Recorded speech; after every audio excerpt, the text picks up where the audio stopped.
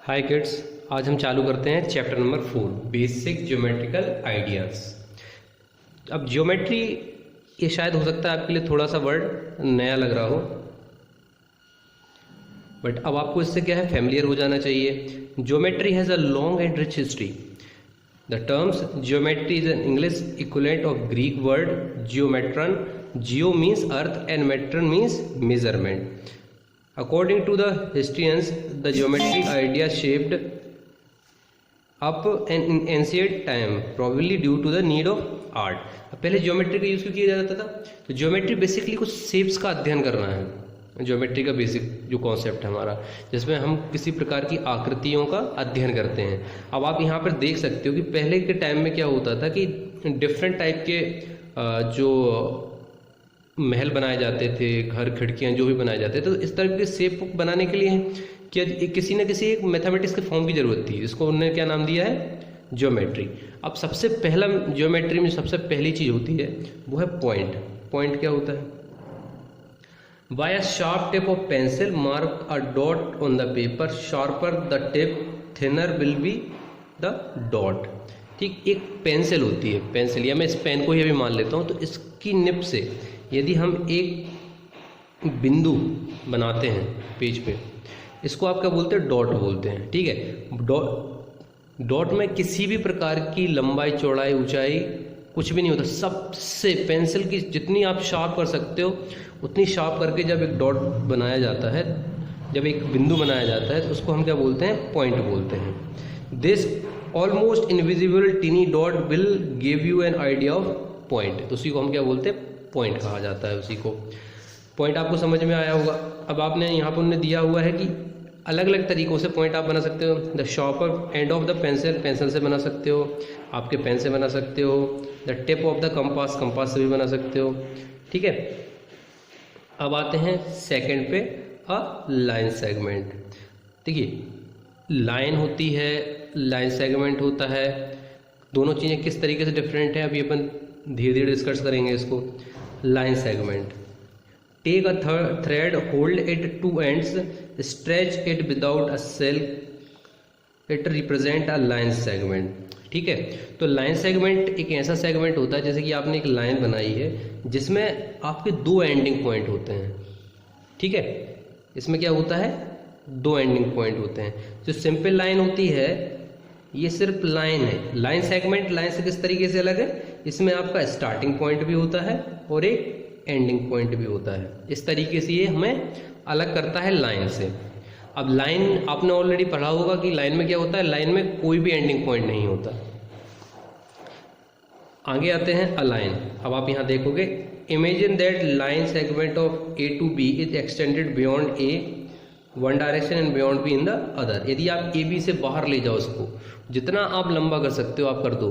ठीक है, तो ना इसका कोई स्टार्टिंग पॉइंट होगा ना ही इसका कोई एंडिंग पॉइंट होगा। जब किसी भी चीज़ का स्टार्टिंग और एंडिंग पॉइंट होगा तो क्या बन जाएगा? वो ऑटोमेटिकली लाइन सेगमेंट बन जाएगा। तो लाइन का बेसिकली ना तो कोई स्टार्टिंग पॉइंट होता है ना ही कोई एंडिंग पॉइंट होता है।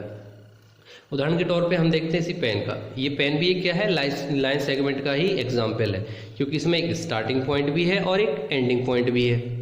आपकी बुक, इसमें भी एक स्टार्टिंग पॉइंट भी है और एक एंडिंग पॉइंट भी है। तो इन सबको क्या बोलोगे आप? लाइन सेगमेंट बोलोगे। ठीक है, बट एक रेल की पटरी जब आप कहीं खड़े होकर देखते हो तो आई थिंक उसका स्टार्टिंग पॉइंट और एंडिंग पॉइंट आपको इजीली देखने को नहीं मिलता। तो इसको आप क्या बोल सकते हो? लाइन का एक छोटा सा आप एग्जाम्पल ले सकते हो। Intersecting line. इंटरसेक्टिंग लाइन का मतलब क्या होता है? जब कोई दो रेखाएं एक बिंदु पर मिलती हैं उसको इंटरसेक्ट करना बोलते हैं। जैसे यदि एक लाइन है और ये भी एक लाइन है, ये दोनों जहाँ मिलेंगी तो ये इसको क्या बोलते हैं? इंटरसेक्शन होना। जैसे कि हमने देखा हुआ है हमारे यहाँ पे तिगड्डे होते हैं या चौराहे होते हैं, वो सेम इंटरसेक्टिंग लाइन का परफेक्ट एग्जाम्पल है, क्योंकि वहाँ दो रोड आपस को क्रॉस करती हैं। वैसे ही यहाँ पे जब दो लाइन आपस में क्रॉस करती हैं तो क्या बोलते हैं? इसको इंटरसेक्टिंग लाइंस बोलते हैं।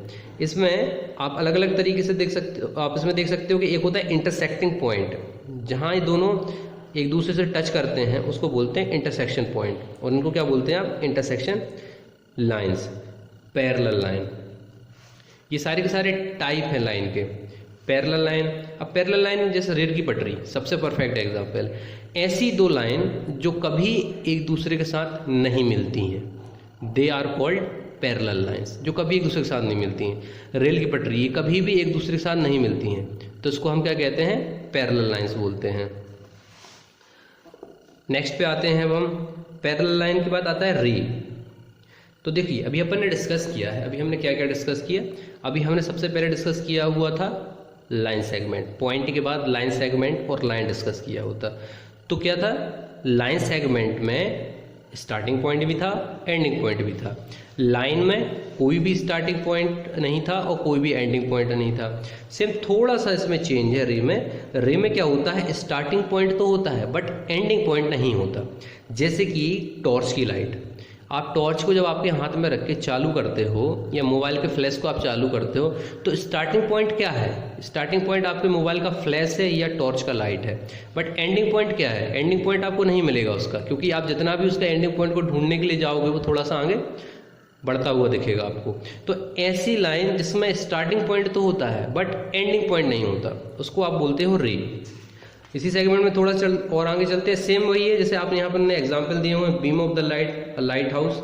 हमारे यहाँ लाइट हाउस होते नहीं है, इसलिए इसका एग्जाम्पल इसकी जगह हम टॉर्च का ले सकते हैं या सूरज का, क्योंकि सूरज में स्टार्टिंग पॉइंट तो है रोशनी का, बट कहाँ तक उसकी रोशनी पहुँच रही है उसका कोई एंडिंग पॉइंट नहीं है। आगे बढ़ते हैं, इसमें अब आती है exercise 4.1, use the figure to name. अब देखिए आप इस डायग्राम को आपको देखना है और इनके आंसर देने हैं। अब यहाँ पे देख रहे हो आप क्या दिया 5 पॉइंट, तो हमने डेफिनेशन से क्या पढ़ा हुआ था, अ डॉट ऑन अ पेपर, ठीक है, उसको क्या बोलते हैं आप, पॉइंट बोलते हैं। अब यहाँ 5 पॉइंट कौन कौन से हैं आपके, BOEDC, ये क्या है, इसके पॉइंट है। अ लाइन, अब देखिए लाइन इसमें बहुत सारी हैं कि नहीं है, लाइन बहुत सारी हैं या नहीं है, तो हमने पहले क्या डिस्कस किया था, लाइन सेगमेंट का स्टार्टिंग एंडिंग पॉइंट होता है बट लाइन का कोई स्टार्टिंग पॉइंट कोई एंडिंग पॉइंट नहीं होता। तो इसमें कितनी लाइन हो सकती हैं, एक तो ये पूरी की पूरी लाइन ही है। अब यहाँ स्टार्टिंग पॉइंट तो है बट एंडिंग पॉइंट नहीं पता, तो ये लाइन नहीं हो सकती। इसमें भी स्टार्टिंग पॉइंट है, एंडिंग पॉइंट नहीं पता, तो ये भी लाइन नहीं हो सकती, क्योंकि लाइन में स्टार्टिंग और एंडिंग पॉइंट नहीं होते हैं। ये चीज़ आपको ध्यान रखनी है।